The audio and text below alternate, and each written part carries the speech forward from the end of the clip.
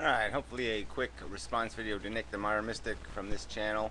I really don't want to do any YouTube videos, but he's forcing the issue because he apparently won't respond to me ever again unless I make a video. And maybe he won't respond anyway because he's not going to like my attitude, that's for sure. You know, I really think it stinks that he can't appreciate how somebody could be a little bit irritated in doing business on a company that deletes 1,600 videos and all the comments and everything else, especially in the ironic circumstance where he just received a strike for a copyright violation. And I'll just inform you, Nick, you've got a couple other videos that are a violation of copyright. And if somebody decides to flag those, you could have 3 strikes on your account pretty damn quick. So there'll be no more clicky-click ads, no more soy makers, no more nothing, no more, you know, all the videos about how the brain works and everything, all gone, all just evaporated, okay, from the internet. And maybe then you'll understand why I really don't want to do business on this platform. So whatever. That's all I got to say about that. The fact that you can't click one link really is really insulting, is what it is. But fuck that. To the point. All right. So now you did a video on money, and I really can't believe you did a video that was this silly. I mean, it was silly. A piece of money is not an IOU. It doesn't say on this, I owe somebody something. Okay? Somebody buys this with an IOU. They sign an IOU. It just doesn't go into the bank register. A person signs a note at the bank. They sign a piece of paper, another piece of paper, a different kind of paper that says they owe somebody money. And then they get this. This is the money. Okay? This is gold. This is titanium. This is any valuable commodity on earth. This is good stuff. This is durable contract paper, whatever you want to call it. It makes this is transaction paper. It allows us to make deals, to do transactions without carrying around 15 pounds of salt or some other bullshit to make the deal. We can make the deal with this money. All right, it's an exchange. Its function is for exchange, and that it works perfectly for that. It isn't wealth. It isn't itself anything. It's a stupid piece of paper. Of course it has no value intrinsically. It only has value because the United States government, whose name is on it, will kick your ass if you try to fuck with it.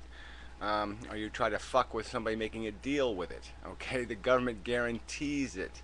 And they have a big giant army and big giant tanks and big giant aeroplanes and space shuttles and spacewalkers and stuff, and they'll all come down on you if you don't treat this the way it's supposed to be treated, or if you try to fake this or try to screw with the value of this. Alright, so anyway, so you already know this stuff, though. I don't know how you could possibly look at this and call it an IOU. It's not an IOU. Alright, it's bought with IOUs. People exchange an IOU to get one of these valuable things. They buy one of these. Okay? And so when you give it to somebody else, you're giving them something valuable. You're not giving them a debt. You're giving them something that is durable in its value. So let's explain. All this money, all this talk about the Fed printing all this money and blah, blah. You know it's all a pile of crap. There's a up to a year ago, the Fed had printed, there was only 1 trillion of these things. Only 1 trillion. In a world economy that's like a gazillion, or whatever, at least America must be worth what? At least a couple $100 trillion worth of assets, at least. I mean, there's only 1 trillion of these, and now there's 2 trillion because the government bought a bunch of its own bonds with making more of these. But they bought bonds with it, so it still isn't really in circulation. But anyway, that's a whole nother blah blah blah. So you're talking about a tiny this transaction stuff represents a tiny fraction of the economy. It isn't like I said, it isn't even really worth anything. It's just transaction money. It's just a way to get some real asset that's worth real money, like gold. It's on a gold standard already. It's on an oil standard. It's on a land standard. It's on every standard, everything of value in the world. It's on a dead Chinaman in a coal mine standard.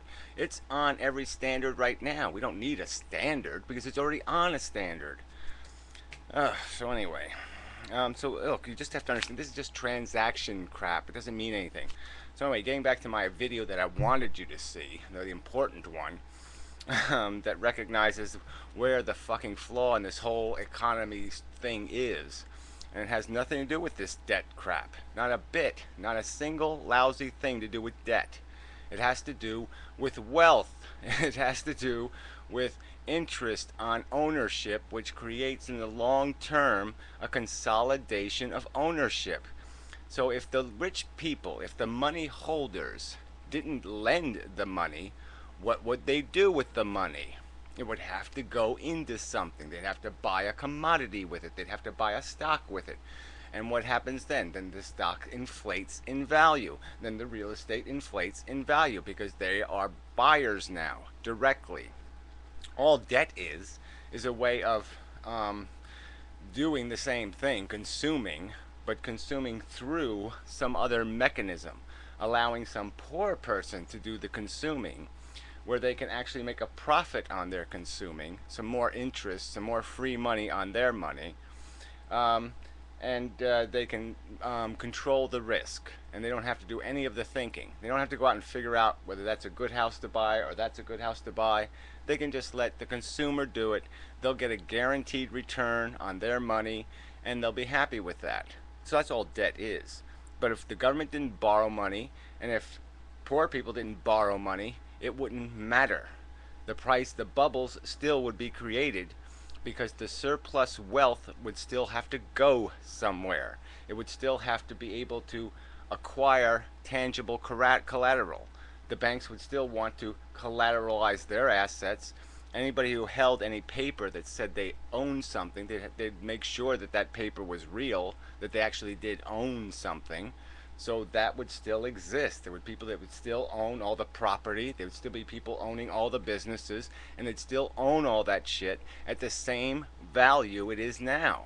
The overall value of the economy would be exactly the same. The problem is this disproportion between who owns. There's a small, tiny percentage of people who own everything, and they're essentially renting it through banks, through the stock market, through all these other instruments to the rest of the world. I mean, that's the problem. And through that renting, they keep collecting more and more money on their surplus, on their ownership. So they're not doing any work. They're collecting the largest amount of money, and they're not doing anything productive to do it. They're just feeding off of the growth in their own ownership, and the fact that that creates a bidding war that keeps bidding prices up and making them richer because they technically own most all of it.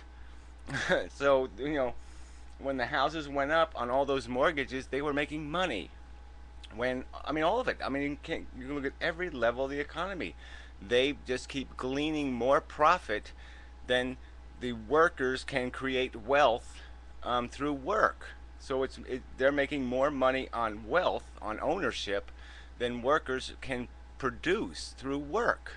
So more value, whatever the word you want to use. Ownership's got to be the better word because it obviously isn't the real value. The real value is just a relative terminology.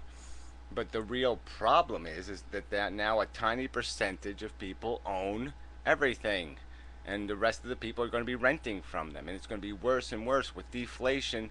Those people are going to get richer, and then they're going to have even a greater buying opportunity at the bottom again, and the same thing will be played out all over again, and the consolidation will just get even stronger. I don't know whether through each depression that it's going to be quicker or sooner that you get into this same scenario, but we just keep creating a slave state. We just keep migrating towards that institution, back to a nobility, back to a monarchy, back to somebody who rents the serfs and the peasants a life, and he owns their life. And that's the bullshit of this thing. But that's the real. The deficit doesn't matter. The debt doesn't matter. We'd be in the same crappy hole even if we didn't do that, because the problem is the consolidation of ownership and the fact that you pay owners for doing no work. All right, enough said. So till next time, if there is a next time. Protest video. I'm protesting the fact that I have to do this video to accommodate somebody who has very inconsistent